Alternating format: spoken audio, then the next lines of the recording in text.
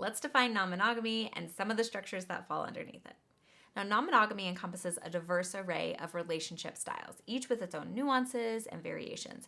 It's an umbrella term. It's the big umbrella term that encompasses any relational dynamic involving or potentially involving more than two individuals. Now, people of all romantic and sexual orientations can practice non-monogamy. So it's important, though, to recognize that definitions and perspectives on non-monogamy can vary widely among individuals, which I think is wonderful and reflects the richness of this ongoing discussion around a historically taboo subject. So we're constantly updating and adjusting our understanding and our definition. So if you hear me describe something different than somebody else, it doesn't necessarily mean that either of us are wrong, although we might be, I might be. But more than likely, it's just different perspectives or understandings or how we've made sense of these definitions. It's more about how do the people in these relationship dynamics decide that.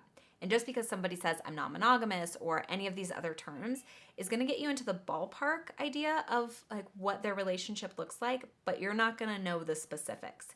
You're going to have to ask questions or get more information to really get a sense of what this looks like for them. So let's dive into it. An open relationship is another broad category within non-monogamy. So we have the big umbrella of non-monogamy, and then under it we have another umbrella of an open relationship.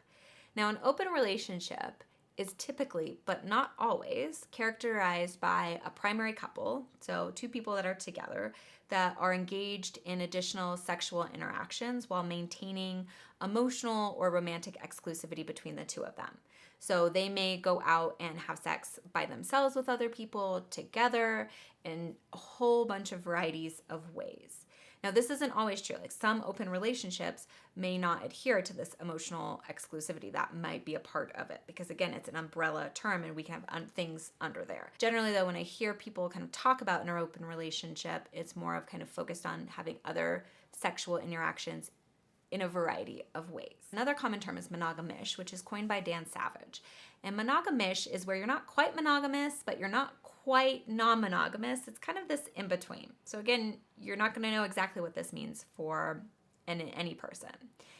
It typically, though, involves a primary couple exploring sexual connections with third or fourth parties, whether that's like having a threesome or being with another couple.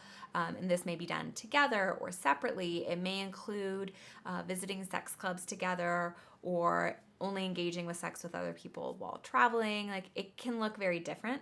What I hear often when people use the term monogamous, it's not something that is a consistent or integrated necessarily into their life or their identity, but is often more kind of periodic or infrequent. But again, that's not always. Another type of non-monogamy is swinging. Swinging generally involves a couple that is emotionally exclusive, but will swap partners with other couples. Sometimes this is where they will both swap, where both partners are having sex with the other partner, and this can be a variety of things that they are in agreement to do or not do. It may be where only one partner swaps, the other watches, or they're swapping in the same room or in separate rooms.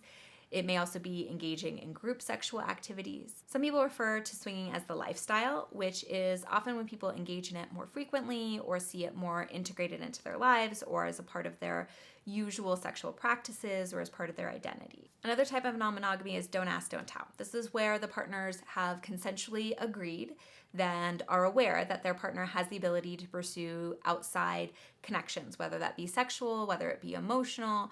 Again, it depends on their agreements, but the partners do not discuss it, do not share, maybe don't ask questions, or involve the other person in their outside activities. Now, there's still agreements within this, like people will still say, maybe it's not in our town, it's not with anybody we know, you can only meet them this place, you can only be when you're on travel, whatever. There's lots of different agreements that people can come up with. So it's not just like, we're not going to talk about it at all. It's helpful to have agreements and boundaries within there, but what you're actually doing when you're out doing it, they're not sharing with their partners. Polyamory is another umbrella term under our umbrella of non-monogamy. And polyamory is engaging in intimate relationships with multiple partners simultaneously, which may encompass varying levels of emotional commitment and sexual involvement, all with informed consent of everyone involved. And this can look a lot of different ways. So one way is hierarchical polyamory, which involves primary partners that prioritize their relationship over their other romantic relationships that they're engaged with. Now, non-hierarchical polyamory do not prioritize any romantic relationships or connections over another, but they will tend to still have hierarchies within their social structures, like with friends or coworkers or families, like that. All of their romantic relationships are equal, but tend to be more prioritized over outside relationships. Relationship anarchy rejects all hierarchies. They reject them in all social relationships, including their romantic, sexual, and platonic relationships. So all relationships are essentially equal for a relationship anarchist. Polyamorous relationships can be open or closed. Open means that the partners within that relationship constellation are open to taking on new partners. Closed means that the individuals in that relationship structure are only engaging in romantic and or sexual relationships with those in the relationship. And again, this can look different. They could be open sexually but closed emotionally. Could be it could be a whole bunch of different ways. There's also solo polyamory, which is a singular person who's engaged in multiple relationships, but there is no primary partner that is with them, or they might see themselves as their primary partner. There's also kitchen table polyamory versus parallel polyamory, which you might hear. Kitchen table polyamory is where all partners know about each other and are comfortable spending time together. And I call it like sitting around a kitchen table together, hanging out and talking. Even if all of those partners are not necessarily involved with each other, that they are sitting together and can spend time together.